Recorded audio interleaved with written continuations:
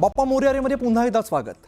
गणेशोत्सव अगदी काही दिवसांवरती येऊन ठेपले आणि मूर्तिकार बाप्पांच्या मूर्तीवरती शेवटचा हात मारण्यामध्ये आता व्यस्त झालेले आहेत। चिपळूणच्या शंकरवाडी या ठिकाणी श्री गणेश प्रसाद कार्यशाळेत गेल्या 45 वर्षांपासून शाडूच्या मूर्ती केली जाते, ही परंपरा आहे आणि या कार्यशाळेमध्ये विजय घोसाळकर आणि त्यांचे कुटुंबीय ही परंपरा चालवत आहेत। शाडूची मूर्ती तयार केल्यामुळे पर्यावरणाचा समतोल राखला जातो, पाण्यातील जैवविविधता जपली जाते आणि आपली परंपरा सुद्धा कायम राहते असा संदेश ते देत आहेत। तसंच या व्यवसायातून अनेकांना रोजगार सुद्धा मिळतोय।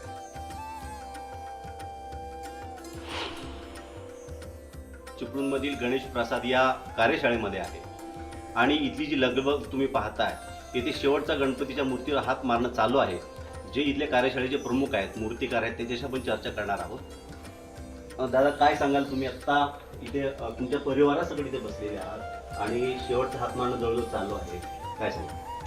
आमची यावर्षी जवळजवळ शेवटचा 27 गावातला गणपती असल्यामुळे गणपतीच्या कामाची लगबग जोरातच चालू आहे आणि शेवटचा फिरवण्याचा आमचं प्रमुख काम चालू आहे आणि सर्व मूर्ती तयार असं 2 दिवस अगोदर तयार असायला हे आमचं उद्दिष्ट आहे।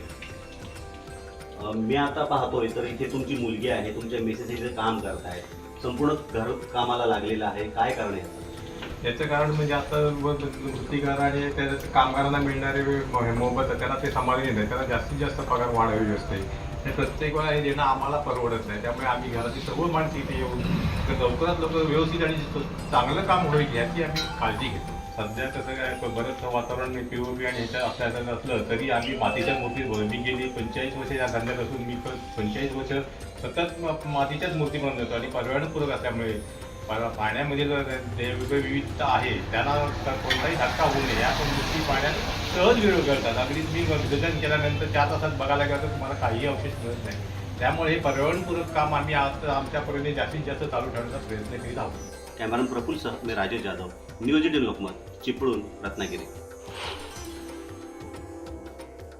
मंडळी, सातपुडा ते सह्याद्री पर्वतरांगांदरम्यान दंडकारण्याच्या मुखाशी वसलेला गणेश म्हणून नंदुरबारच्या दंडपाणेश्वर गणरायाची ओळख आहे। या मंदिराला तब्बल 450 वर्षांपेक्षा अधिक काळचा इतिहास आहे। तर धुळ्याच्या राजवाडे इतिहास संशोधन केंद्राच्या बखरीमध्ये सुद्धा या मंदिराचा उल्लेख आढळतो। 2019 मध्ये या मंदिराचा जीर्णोद्धार झाला आणि या मंदिरात भाविकांची मोठी गर्दी असते।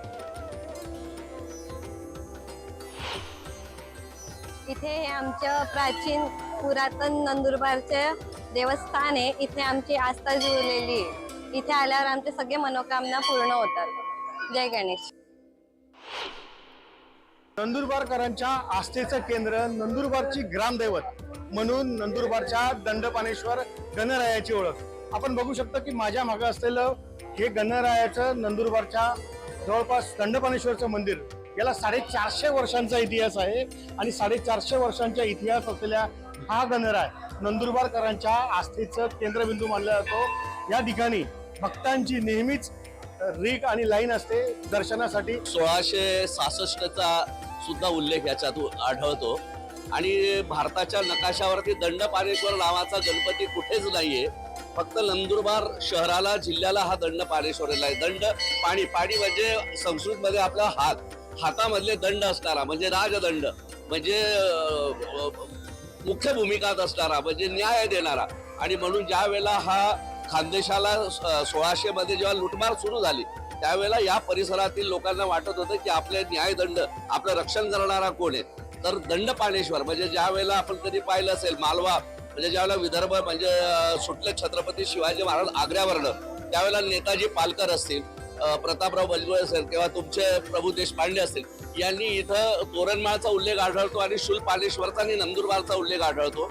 कारण की मोगलांना सळो की पळो करण्यासाठी गनिमी कावासाठी हा प्रदेश खूप चांगला होता आणि त्या दृष्टिकोनात म्हणजे आता शूलपाणेश्वर असेल किंवा आपला जो परिसर आहे, हल्ला केल्यानंतर माणूस तिथून बेपत्ता व्हायचा, गायब व्हायचा आणि म्हणून त्यावेळेला हे सैन्य जेव्हा छत्रपती शिवाजी महाराजांचं या गणपतीच्या दर्शनासाठी आलेल्याचा बखरीमध्ये उल्लेख आहे किंवा दंडपाणेश्वर म्हणजे नंदुरबार जिल्ह्याचा खानदेश प्रांतमध्ये छत्रपती शिवाजी महाराजांचे शिलेदार या नंदुरबारच्या भूमीत आलेले आहेत। निलेश पवार, न्यूज 18 लोकमत, नंदुरबार।